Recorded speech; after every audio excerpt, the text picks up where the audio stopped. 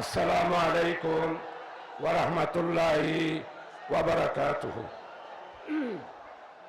نحمده ونصلي على رسوله الكريم والصلاة والسلام على سيد الأشرف الخاتم النبيين أما بعد.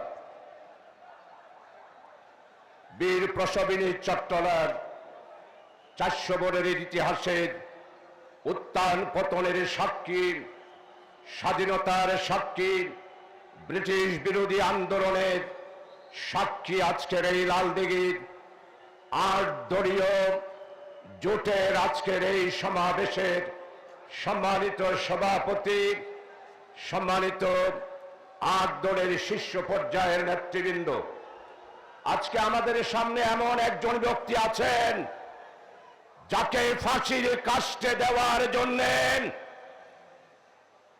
Awami fascist অন্যায়ভাবে রায় দিয়ে ফাঁসির কাস্টে নিয়ে যেতে চেয়েছিল জনাব এটিএম আজহারুল ইসলাম। কারাগার ভেদ করে ফাঁসির মঞ্চ থেকে বিজয় বেশে আজকে সম্মানিত ইসলামী আন্দোলনের চরমনার সম্মানিত পীর না ইসলামী আন্দোলনের নায়েব আমির ফৌজুল করিম দামাত বারাকাতুল আলিয়া উনি এসেছেন, ধন্যবাদ জানাই। সম্মানিত এটিএম আজহারুল ইসলাম 2009 সালে লালদিঘির ময়দানে বক্তব্য রেখেছিলেন। সেই বক্তব্য প্রত্যেকটি অক্ষরে অক্ষরেই সত্যে প্রমাণিত হয়েছে। প্রিয় ভাই সব, আজকে সারা বাংলাদেশের 8 দলের পক্ষে তথা আগামী দিনে ন্যায় ইনসাফ বৈষম্যহীন একটি ইসলামী স্টেটের পক্ষে গণজোয়ার সৃষ্টি হয়েছে। আর এই গণজোয়ার দেখে কিছু সংখ্যক রাজনীতিবিদ ষড়যন্ত্র শুরু করেছেন। আর আমাদের পার্শ্ববর্তী দেশ অতীতে যেমন বস্তা বস্তা টাকা আর অস্ত্র দিয়ে নির্বাচন বানচাল করতে চেয়েছিল, তারাও ষড়যন্ত্রে লিপ্ত হয়েছে। লালদিঘির ময়দান থেকে চট্টগ্রামবাসী আমরা ঘোষণা দিতে চাই, আগামী নির্বাচন কোন আধিপত্যবাদী গণতন্ত্র বিরোধী কোন শক্তি নির্বাচন বানচাল করতে পারবে না। লেভেল প্লেইং এর মাধ্যমে আগামী দিনে নির্বাচন হবে ইনশাআল্লাহ। তবে জুলাই সনদের আইনি ভিত্তি বাস্তবায়নের জন্য বর্তমান যারা উপদেষ্টা পরিষদ রয়েছেন, জুলাই সনদ আজকে সবাই মিলে আইনি ভিত্তি দেওয়ার জন্য 8 দলের পক্ষ থেকে আমরা দাবি দিচ্ছি। আইনি ভিত্তি দিতে অসুবিধাটা কোথায়? নিশ্চয় নির্বাচনের ব্যাপারে আপনাদের কোনো দুরভিসন্ধি রয়েছে।